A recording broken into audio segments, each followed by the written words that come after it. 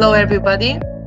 Today, topics for the fireside chat will be not all hives, rash, repairs to the clinic are urticaria, and the importance of knowing and being aware of conditions that resemble the chronic spontaneous urticaria. So the introduction of today's speaking will be by myself. My name is Dr. Natasa Teovska Mitrevska and Professor Michihiro Hyde from Hiroshima Citizen Hospital from Hiroshima, Japan. Then the second speaker will be Shinya Imamura from Kobe University, Kobe, Japan. And next speaker will be Livia Nascimento from University Federal do Estado do Rio de Janeiro from Brazil. So I think I'm good with announcing the names, but I will give you introduction by yourself if for the fireside chat. So so far we have 21 countries that are actually follow this fireside chat. So it's a very good news that we are actually spreading the knowledge and for today's topics. So I will give the first introduction for Professor Michihiro to introduce himself and to tell more about where he's coming and his experience as a professor. So please, Okay. Professor, yes. Okay, thank you, Natasha, to a kind introduction me. I'm Michihiro Hide, but just call me Michi Hide. Okay, it was better because I was trying to announce it. Sorry, maybe I do a mistake, but I'm so sorry. No problem. Now, I'm now currently working in Hiroshima Citizens Hospital, but until last year, I have been working as a chairman professor in the Department of Dermatology in Hiroshima University.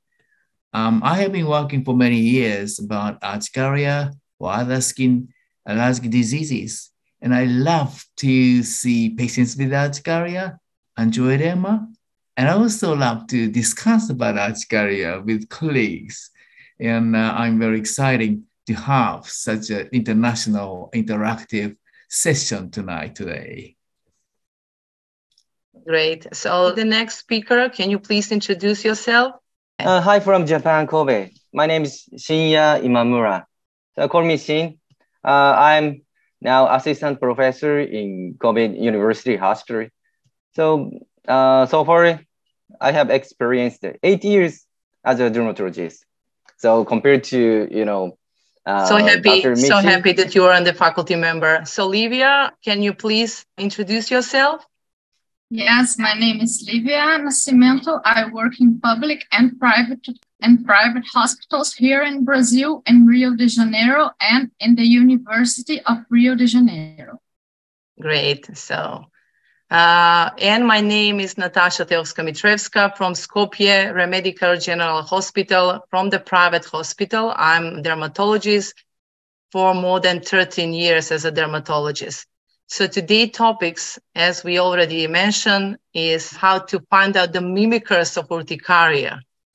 And based on the guideline, international guideline for the European Academy and for Allergology and Clinical Immunology, and GALEN and European Dermatology Forum and Asia Pacific Academy for Asthma and Atopic and the Clinical Immunology guideline, there is a definition, classification, diagnosis, and the management of urticaria, where we, based on this guideline, there is a table, there is a differential diagnosis for all these conditions that can actually mimic or can be present with urticaria.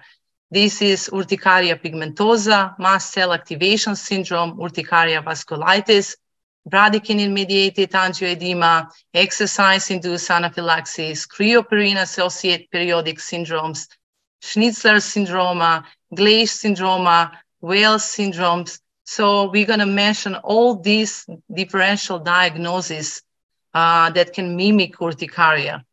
And by this guideline, if we can see on the second slide, we should not forget it, because in this guideline, the differential diagnosis should be considered in every patient who has chronic spontaneous urticaria. So there is a strong consensus that we recommend that differential diagnosis should be considered in all the patients who are coming in our hospitals, who are coming in our clinics, who has signs or symptoms that has suggestive of chronic urticaria based on this guideline algorithm.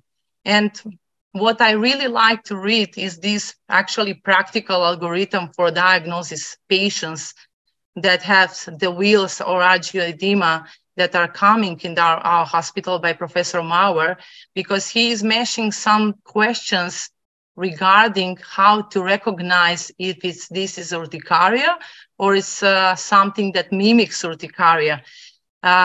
When we have a patient presenting us with urticaria, actually we should follow this algorithm, but not only with wheals, but also that can have wheals and angioedema or only angioedema.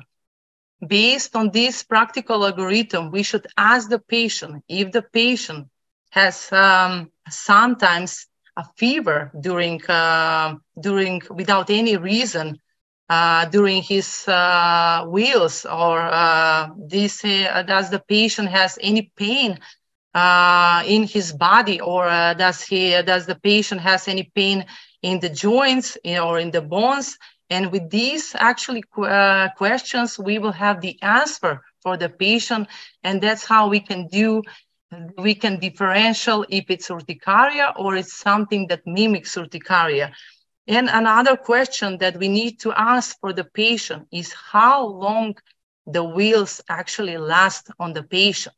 So when we have all these answers from the question from the patients, then we will find out that maybe the wheals are actually, the patient is having not only 1 day, but this wheel stays much longer than 1 day.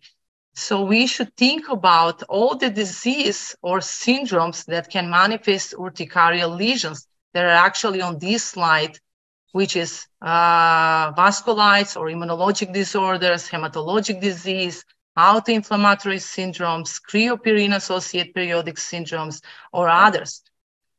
And of course, the main distinguished features between urticaria and systemic urticarial syndromes is actually we get from all these questions. If you can see on the right table, the symptoms of the common urticaria is that it's a typical wheals. In urticarial lesions, it has atypical wheals.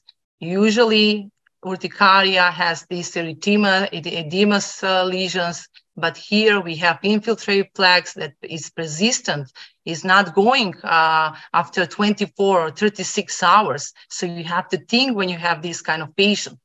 It's never have like asymmetric distribution, but the patient usually have symmetric distribution with these atypical wheals.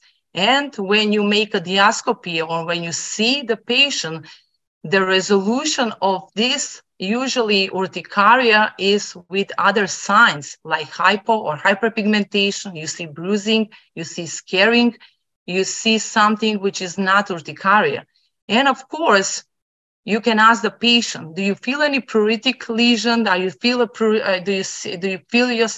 you want to, you have a pruritic, or the patient will say, no, I have a different sensation like a burning or unpleasant sensation. And it's usually associated like with papules, vesicles, purpura, scaling, or crus.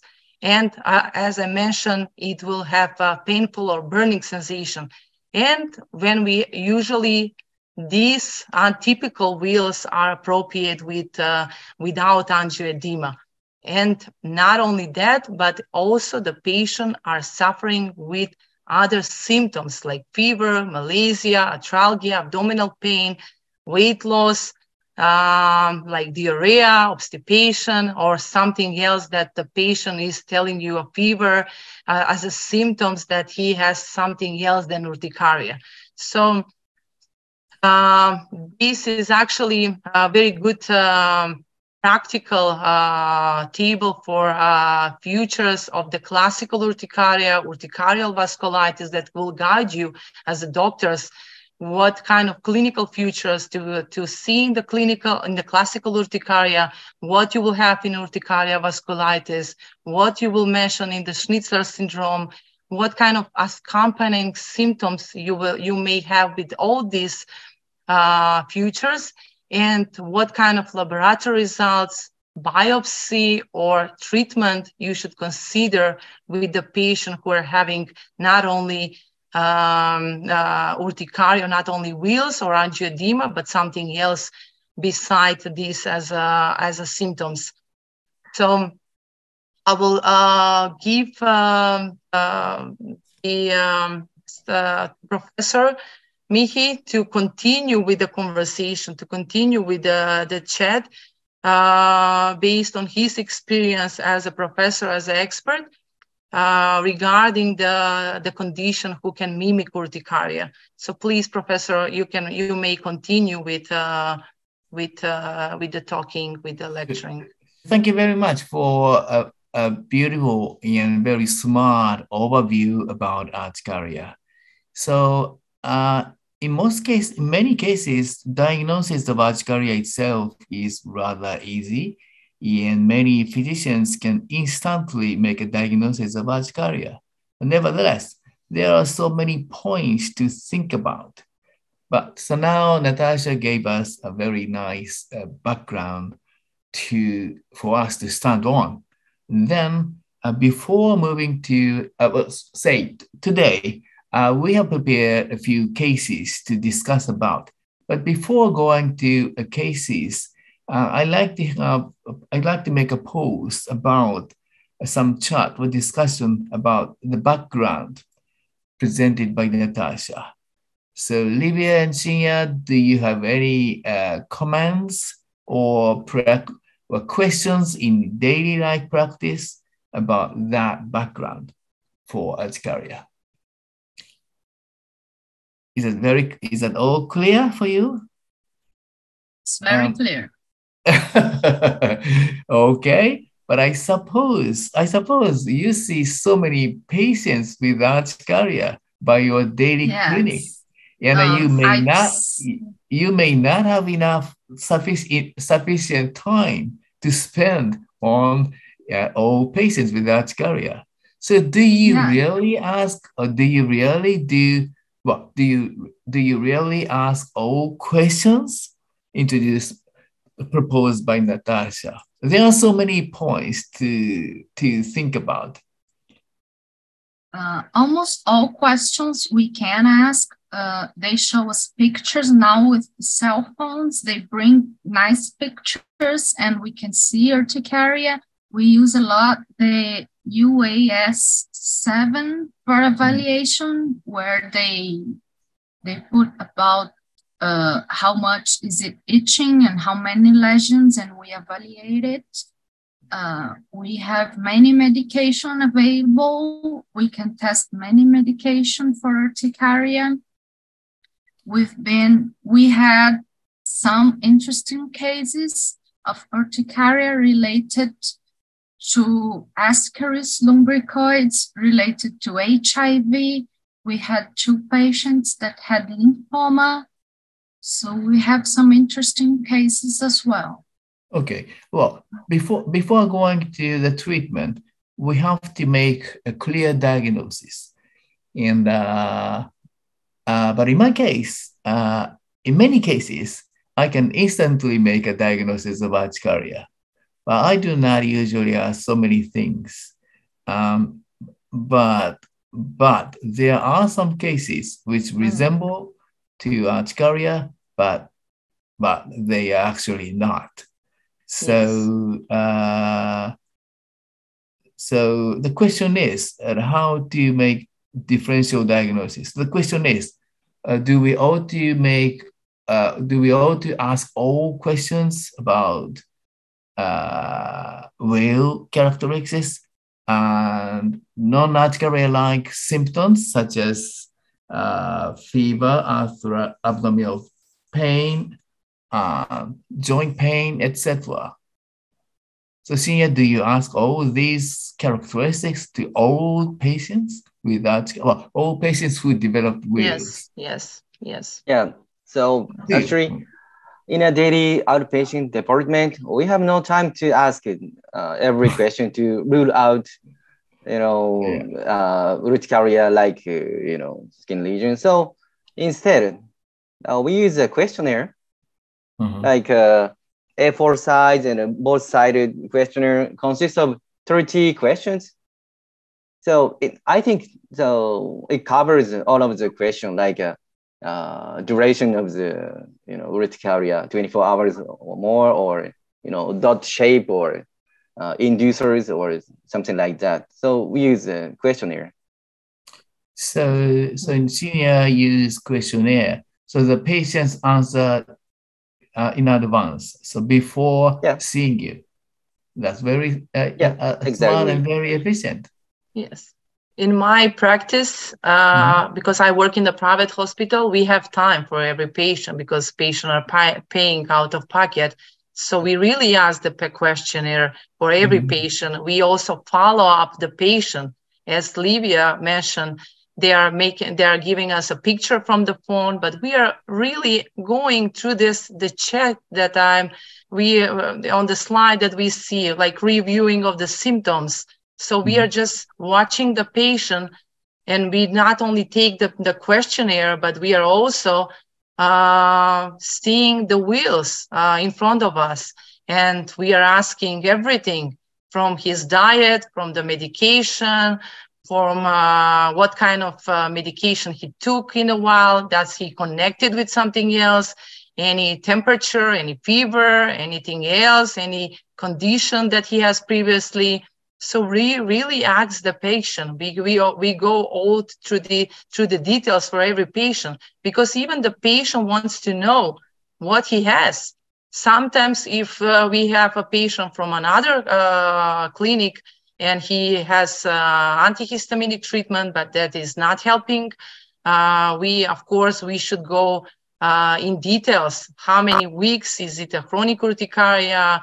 By all the provocation factors. So we really go through in details for every patient. And of course, if the treatment is not helping, we follow up the patient. We say, okay, let's come after 7 days, or we even give him a phone number to call us for any other symptoms that may call with during the wheals or during the angioedema. So we really follow up every patient, and it's up to the patient, of course, if he wants to stay with in the clinic, or he will go move forward, or he's fine, or he will not contact us. So I think we don't give him a questionnaire, but we do the questionnaire in the office. So that's the point. As Natasha mentioned, that the efficacy of antihistamine is a great information. And I think if antihistamines work very well, all symptoms go away by taking antihistamines, I think I would assume that is urticaria. Yes. So as far as I recall, all urticaria-like diseases refractory to antihistamines. What do you think about that? Yes, I think the same. Yes, because even the patient will say, yes, I'm taking antihistaminic, it's going away. There is no urticaria, but it still appears, it depends how much antihistaminics you give, of course, if it's only one per day, or you're double the dosage, or you're making 4 by dosage. I think I totally agree, because in the condition that are actually mimic urticaria, the antihistaminic is not working, only for pruritus, but it's, from my opinion, these will be maybe the way that we should think about something else. When you're giving antihistaminic and it's not helping, think about making a screening, start doing, make a blood account, complete biochemistry, consider skin biopsy, and of course, following up the patient. So I totally agree for that. Yes. Okay. So Natasha and Livia, suggested the importance of thinking of non-urticaria diseases, diseases which like urticaria, but those which could be more serious diseases. But in my practice, many patients are concerned about certain cause, underlying diseases. They tends to hope to get more and more examinations.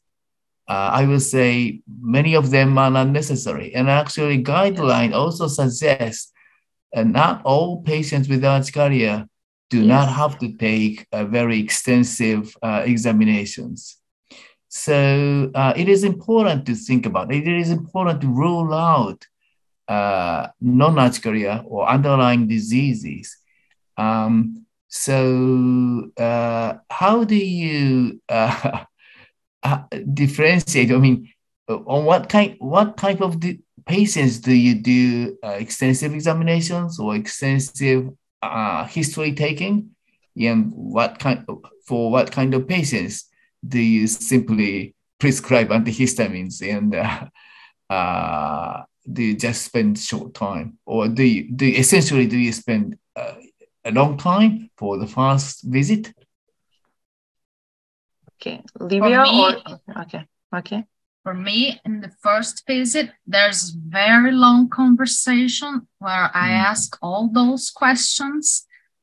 And if I think it's related to another disease, I will ask also for many exams. We'll try antihistamines, and if it works, it also tells me that it is really urticaria and I should not worry with other disease. But the history, the symptoms that the patient is telling me, I think it's the most important part. I'll examine him from head to toe. I'll see that urticaria. I'll search for other symptoms and he's going to tell me. The same for me, the same, yes, completely, yes. So you are the all experts of urticarias. Very good practice. Yes, so but we have time. Yes, we have time actually to go through and to make a good conversation with the patient, or to ask if he went to other doctors, how long this condition is, does it follow with something else? So the first thing is the conversation. Then, of course, as Livia mentioned, you do the checking of the patient. Of course, you examine the patient and you see all the wheels of if it's not presented, we say there is not presented, but we give a phone number to the patient. If anything happens as a wheel or angioedema, call us, send a picture or make a picture. Because, you know, that's a good follow-up of the patient. That's how you know that you're on the safe side and you are not missing something that can mimic urticaria. As previously say, we, you know, sometimes a patient seeks for more than which is in the guideline, and or even because it's a private, we have a lot of private laboratories, private clinics, even the patient are going and making a checking up for everything that he will, you know, heard as information. So we have this kind of patients, but of course, a good conversation, a good explaining is always a better solution than to be in the stress, because the patient is already in the stress. He's not sleeping. If he have a pruritic wheals, of course, this will make him nervous, anxious, depression all the time with the wheals. So you just follow the symptoms and how the patient is feeling, and that's how you actually think about something else besides urticaria. Okay. So Shinya, do you add any comments?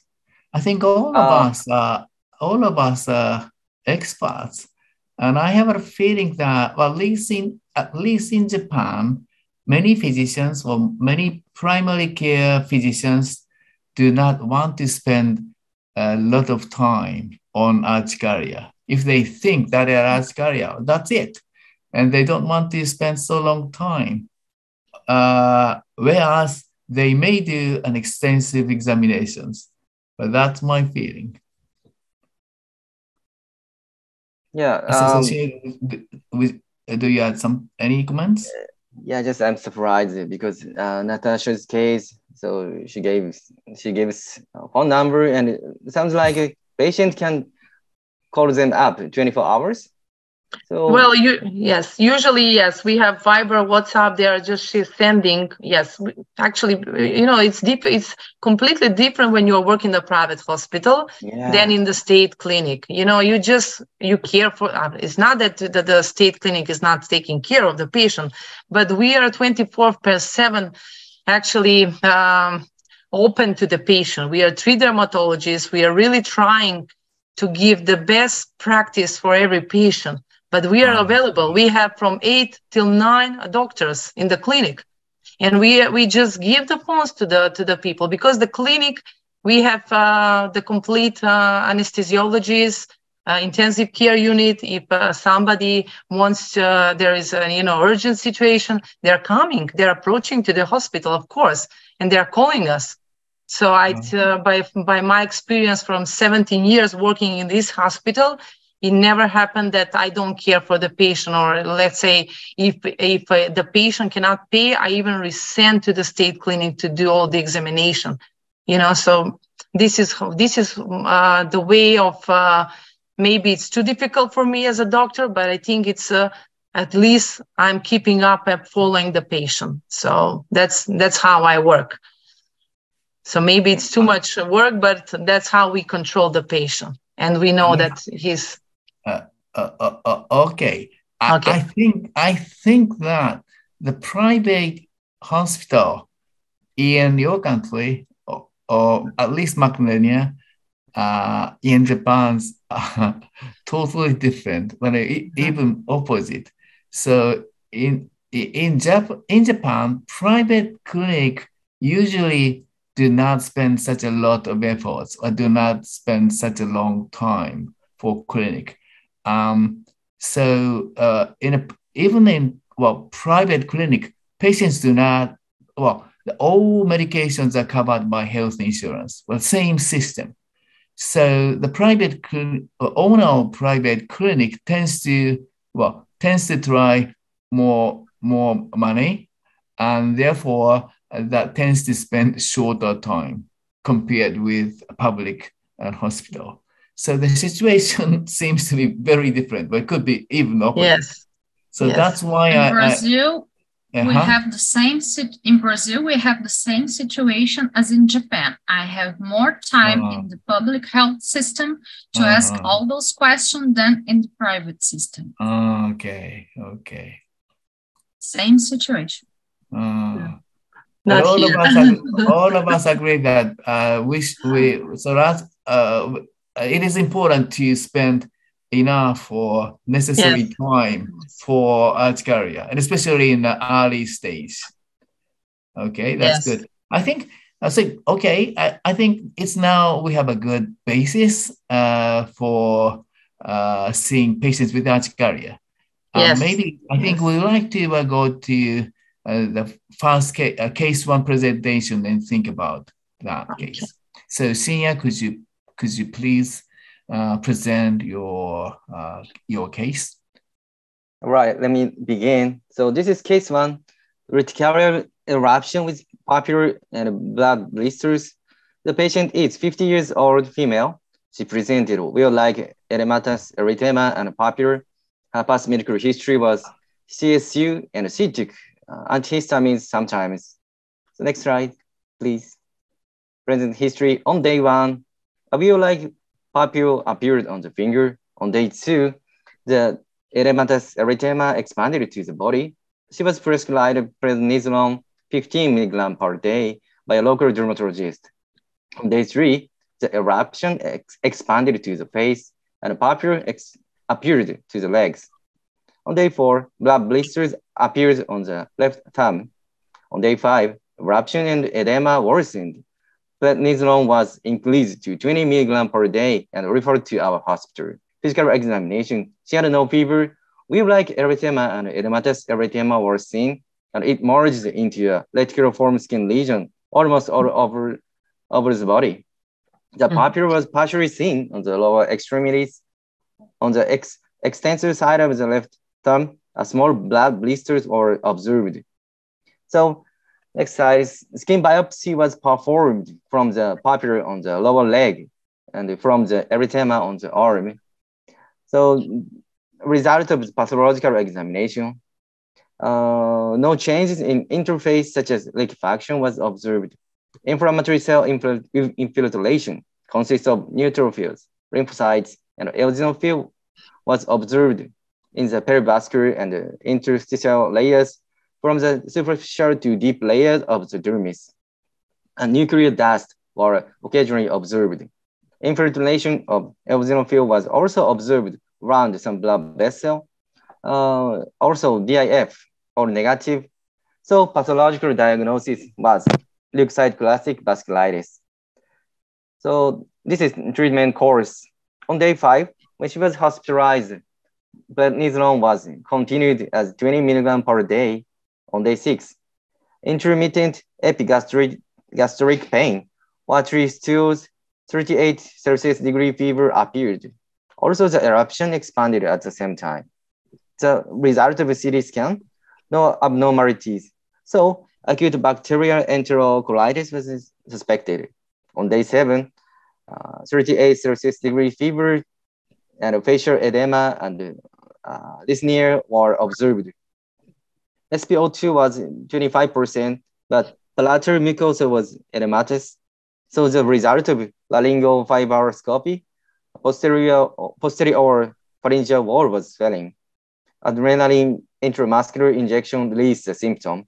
On day 10, no fever disappears. The erythema diminished little by little. They finally gradually decreased prednisone, minus 2.5 milligram to minus 5 milligram for 3 to 5 days. This is, discussion part. The first one, Do you think the sudden symptom appeared in day 6? For example, fever, wheals, abdominal pain, and diarrhea, suggesting urticaria vasculitis syndrome? Well, based on the clinical pictures that you already mentioned on the patient, you can see here that it's especially on the extremities that we have, you see it's completely different than urticaria. First, the checking up, and then how long is this condition actually was before she's having this? How long was this condition? You mean CSU? Yes. She has CSU for 4 years. 4 years, okay. Well, the point is CSU, well, she has been suffering from CSU, but that severe symptoms developed just a few days ago. Am I right? Yes, yes. So that could be acute aggravation. Yes, acute exacerbation, yes. Urticaria vasculitis is defined by skin eruptions and pathology. Yes. Pathology, but not by a fever or diarrhea, etc. So the question, well, that could be, but that is not essential. And do we take the biopsy for every patient? It's another discussion that, that of course, resembling after 4 days with abdominal pain, diarrhea, fever, and wheals. Do you take a biopsy from the patient who are having 4 days with urticaria and all these symptoms? Is it what is your discussion for this? Do you do this immediately, or you just wait? You give first the therapy, okay? Shinya, maybe you can read, but please read all for the other 3 points, and then we will discuss. Okay. The second one, do you think the dose of the prednisone was appropriate? A guideline states similar dose to CSU, like 0.2 milligram per kilogram per day, while another guideline states 20 to 30 milligram per day. The third point, the prednisone 15 milligram per day was not effective. And they increased to 20 milligram per day when worsened. Do you think it was appropriate increasing dose? The first point is, if abdominal pain was part of the urticaria vasculitis syndrome and a prednisone 15 milligram was ineffective, which treatment should be selected next? Like steroid pulse, IVIG, or cyclophosphamide, or plasma apheresis, and so on. That's it. Okay, thank you very much. So I think many physicians who see urticaria know about urticaria vasculitis, but the definite diagnosis and the treatment for urticaria vasculitis has not been definitively established. So I think we are always to think about, but this seems to be rather clear case. The clinical picture, a very clear purpura rather than wheal, and also she suffered not only wheals, abdominal pain and diarrhea, suggesting this is a systemic disease or conditions, but the clinical course, it is a little bit unusual, untypical. So do you have any comments on these points? When he started the presentation, he told us about blisters. When he said the word blisters, I already knew it was not a normal urticaria. Yeah. There are blisters because of the characteristics of the wheels. It didn't have the characteristics that it must have to be urticaria. So I already knew it was something else. I don't know what it is, but it's something else, not normal urticaria. Yes. Very good point. Yes. Yeah, I think so. And then how about the doses of prednisone? Here in Brazil, we are a little more aggressive. We start in acute stages with 40 milligrams per day. 40 milligrams. Yes. Natasha, do just you agree? For starting. Yes, the same. Yes, the same. Yes.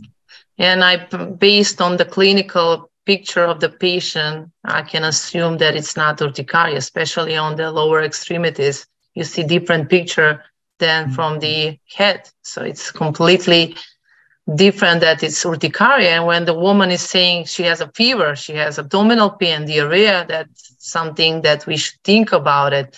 And that's how we approach then to do the blood account, to do the biopsy, and of course, to start treating the patient and to have a diagnosis, which is urticaria vasculitis.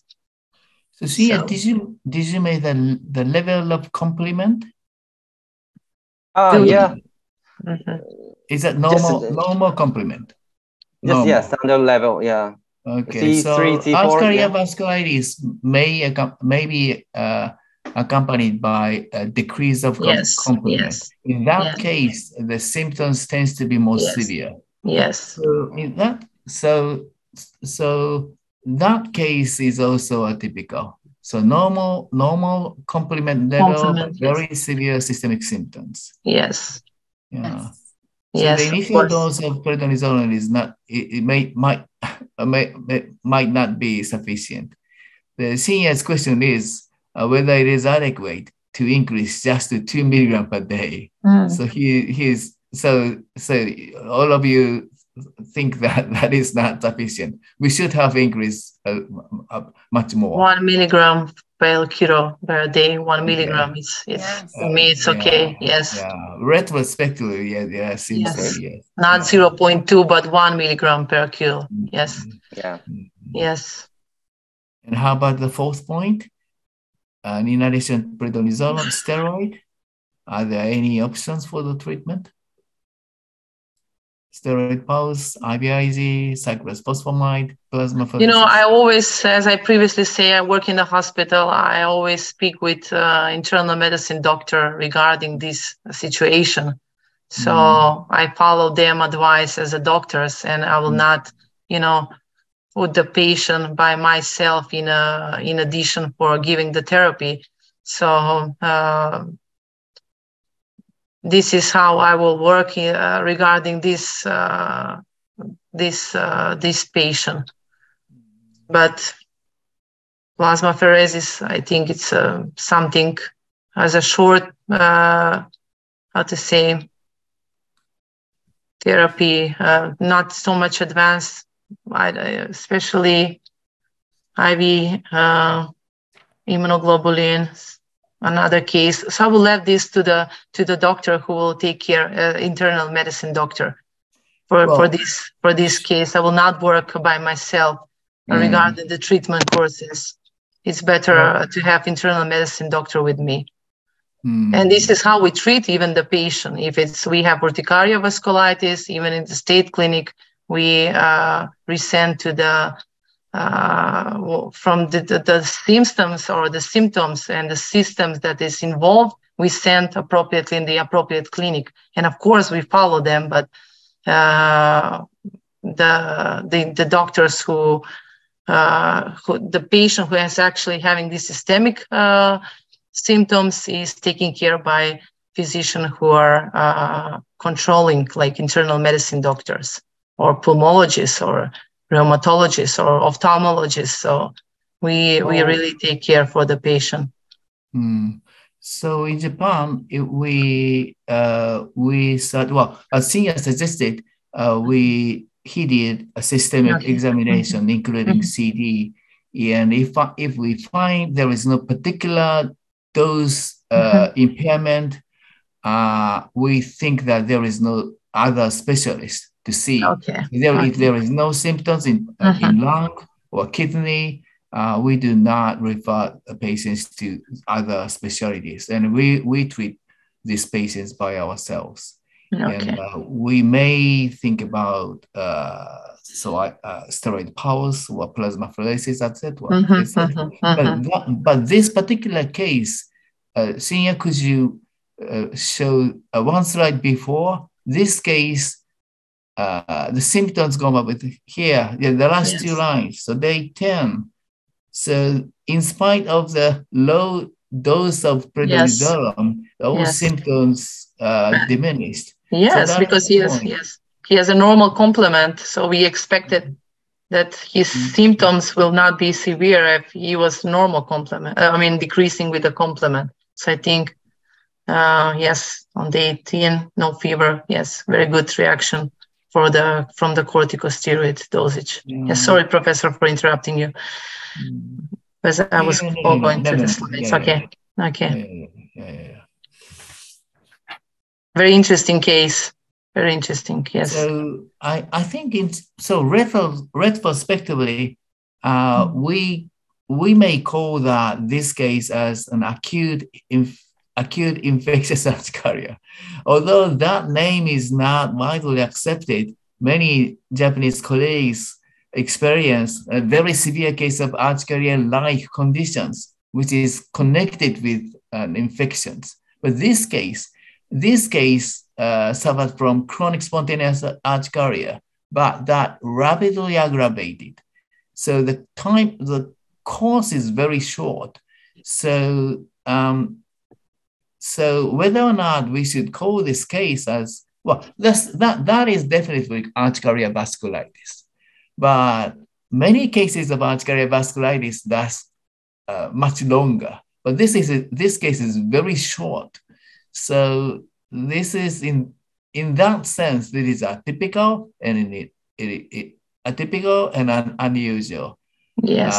Which might have needs much more steroid, but retrospectively, as a result, that the symptoms gone away without heavy treatments. So we don't know the right answer, but anyhow, that seems to be treated well. Okay, thank you very much. Well, I think we have yes, time. We are going through the time. Yeah. So I think we should conclude. So it's time. Well, yeah. This is very good cases. I will just go through the slides. Maybe, yeah. Yes. But next time we will. I hope we will have an opportunity. We'll have more time. Yes. Yeah. Sure. Yes. Yeah. I would like to thank everyone in the faculty member for joining us today.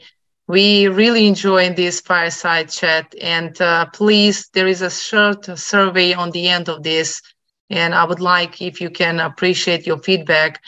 And please, I would like to thank Galen Network for this fireside chat, and of course, our sponsor Novartis for giving us the opportunity to be here and to be a participant in this great talk today. Thank you once again. It was nice meeting you, everyone. It's an honor to be again here, and thanks for invitation again. Please, Professor, conclude this, and thank you once again from my side. Oh, thank you very much. We enjoyed the conversation very much, and we wish we would have another opportunity to discuss and more cases in real world practice. Thank you very much.